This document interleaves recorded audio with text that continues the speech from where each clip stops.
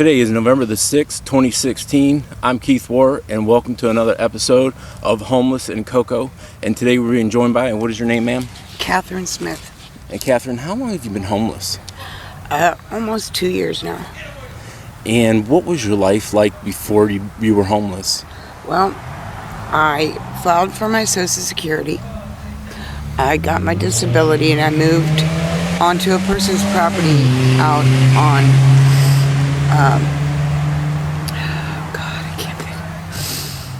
Satellite Boulevard. He lived at the end of Eureka. His name was Joe Nyland. He let me live on his property until I got my disability. When I got my disability, I bought him a truck, I bought my boyfriend a truck, and I lived in a small trailer out there, and I paid him rent because I got $700 a month. Mm-hmm. Then, like about 6 months after that, I got into a vehicle accident. I got $150,000 from that. I ended up with about $90,000. I took the money because I trusted this person so much. I took the money and I put it in a safe. Instead of a bank account? Yeah, because if I would have put it in a bank account, the state would have took it. Because that's what the government does when you're on AFDC or Medicaid and all that stuff. They take the money back from you. Okay. So I put $90,000 in this guy's safe, but I didn't get a receipt because I trusted him. Well, everything was fine. I bought myself a fifth wheeler. I bought myself a Blazer. I bought myself 2 beautiful flat screens. I decked my trailer out. I bought 2 dogs. I gave one of the dogs to him. And then one day, about I don't know how long it was, probably about a year to a year and a half after I got the money, I probably had like about between $70,000 and $80,000 left. And I went down to his trailer from my fifth wheeler, and I opened the door, and I looked at him, and he had had a stroke. The whole side of his face was fallen down. And I looked at him and I said, "Look, I have to call 911. And he looked at me, and he always held a gun under his chair. He looked at me and he said, if you call 911, I'm going to shoot you. And by the way, you don't have any money in my safe." And so I left. I didn't know what to do. I didn't want him to shoot me. So I went back to my fifth wheeler. I stayed there for 2 days. On the third day, I let my dog out to go to the bathroom every day. On the third day, I let my dog out. And he was in his truck in the yard, and my dog was running around, and he purposefully ran my dog over. Oh, God. When he ran my dog over, I went into a terrible depression. I was depressed for over a year, and I left everything. He wasn't going to give me my money. I paid $6,500 for my fifth wheeler, minus the stuff that was inside of it. It was beautiful. He called me up one day and he said, "If you don't come get this," was while I was in the depression because I got my truck and I left. He called me one day and he said, "If you don't come out here and get your trailer off my property, I'm going to take it and drop it off on Satellite." I said, "You can't do that. I have no way to move it." He goes, "Well, then I'll give you $1,200 for it." I says, "I paid $6,500 for it, and it was almost brand new." I said, "And you're going to give me $1,200 for this trailer? No way." He says, "Take it or I'm moving the trailer." So I had to go out there, take the $1,200 because that's all I could get. I went to the police in Cocoa. I went to the police in Merritt Island. Tried to get somebody to do something about it. They said, "Look, if you didn't have him sign a piece of paper, we can't do anything about it." That's how I became homeless. Wow. Yep. Does your family know you're homeless? Yes, my family doesn't care at all. I have a sister who's really wicked. And she goes and she tells my dad that I prostitute. I sit out there and fly a sign almost every day. This whole community knows me. She goes and tells my dad I prostitute. She goes and tells my dad I do drugs. Have you had to prostitute yourself? No, I don't. No, I refuse to. I'm not selling my soul. I've lost everything I had. I'm not going to lose my soul. So I won't. I sit on the corner and I fly a sign that says homeless and hungry. Anything helps, God bless. And with the help of my friends out here in the woods, if I'm hungry, they'll feed me. Or people that go up and down the road will feed me.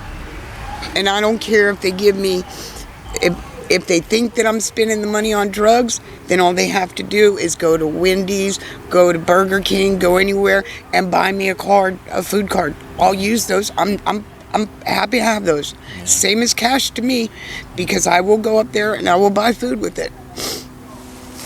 But somebody's gone around. I had one person pull around the corner and tell me, oh, well, nobody's going to give you any money because they know what you're doing with the money. They know you're buying drugs.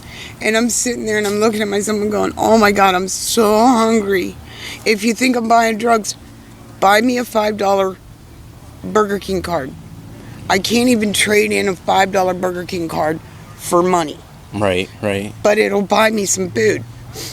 So, what's your living situation like here in the woods? Do you have a tent? I have a little old lady that went up to Michigan and got me an Ozark Trail tent. It's an $80 tent. Yeah. I went to Walmart with $80 in my pocket 4 times to get the same exact tent. This is how much I believe in God, because this is what He did for me.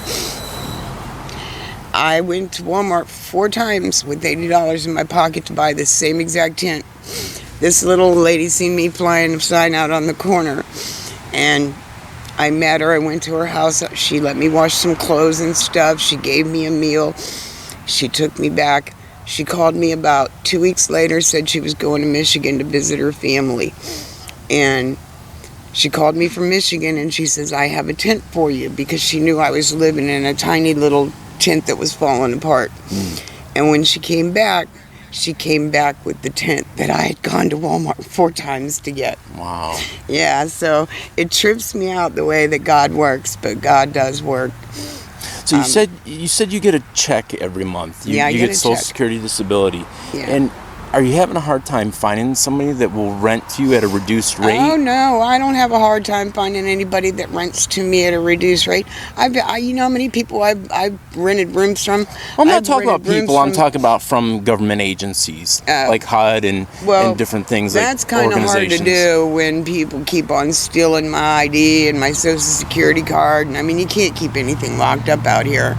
If you don't keep it on you 24/7, you're going to lose it. Someone's going to take it. Do you have an ID? Nope. No. I've gotten 3 IDs since I've been homeless.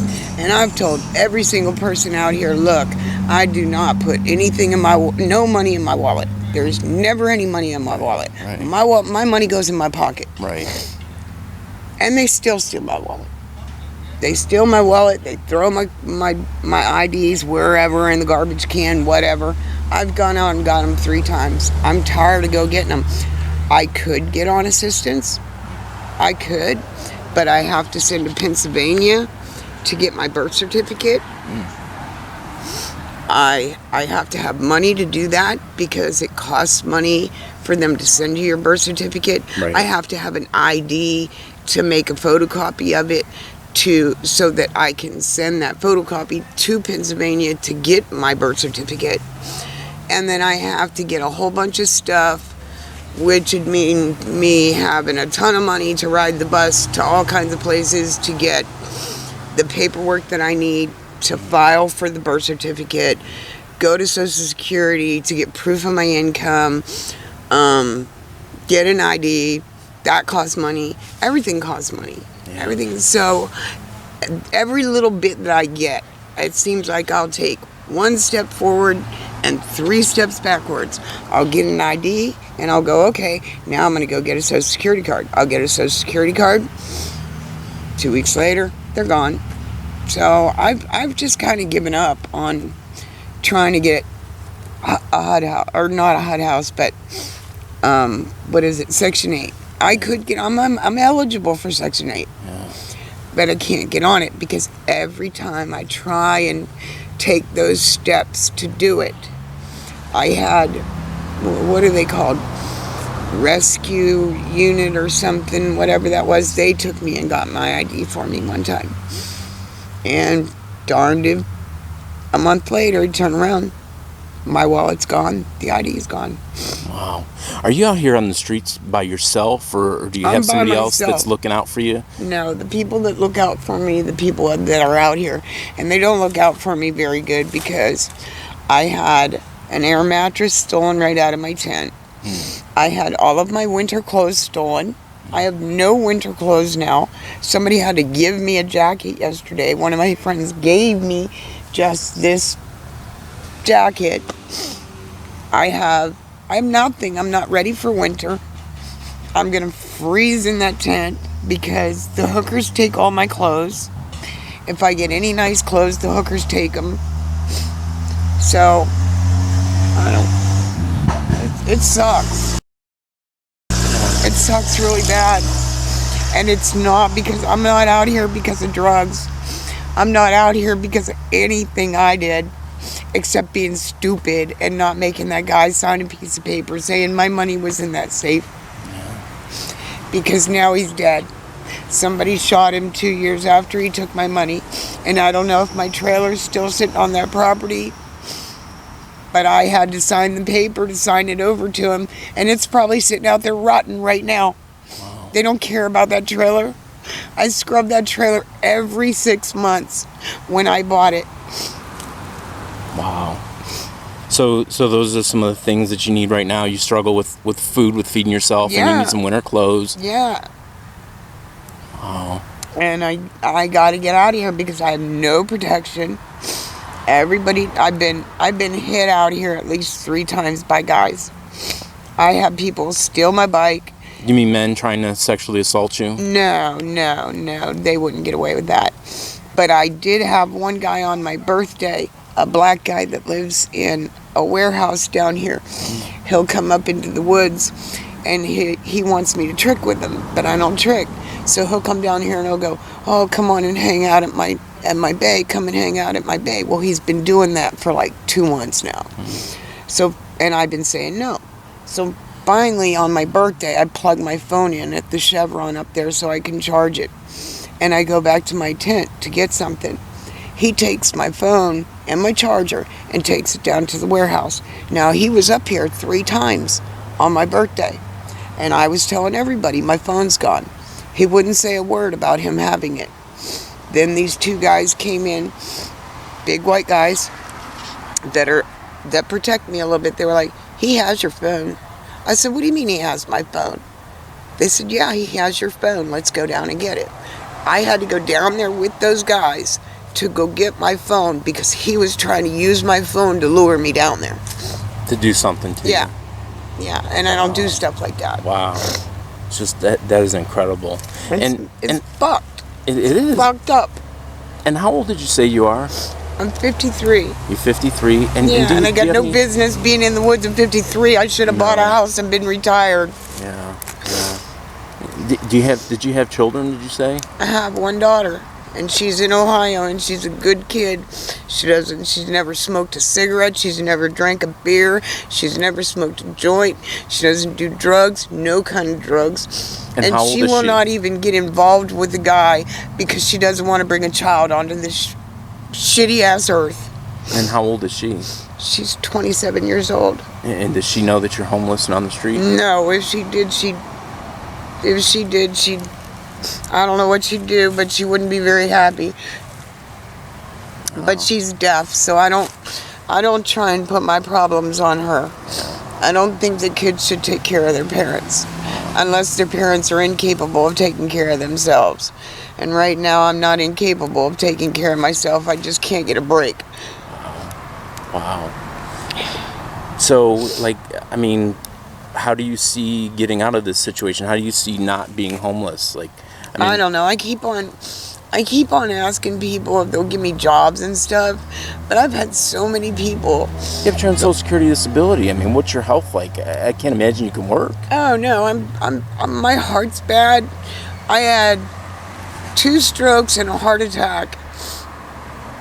The first year I was out here, I had 2 strokes. The second year I was out here, I had a heart attack and I had to have stents.